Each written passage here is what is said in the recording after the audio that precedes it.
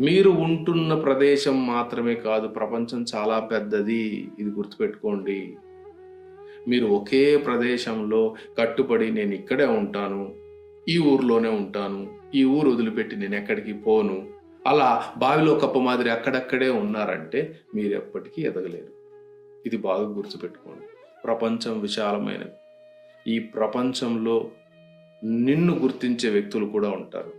ఈ ప్రపంచంలో నీకు చోటు ఉంది. నీకు గుర్తింపు లభించే చోటు నీ ఊర్లో లేకపోవచ్చు.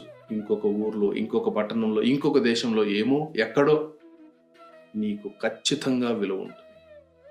నీకు విలువ ఎక్కడైతే లభిస్తుందో నువ్వు అక్కడ మాత్రమే ఉండాలి.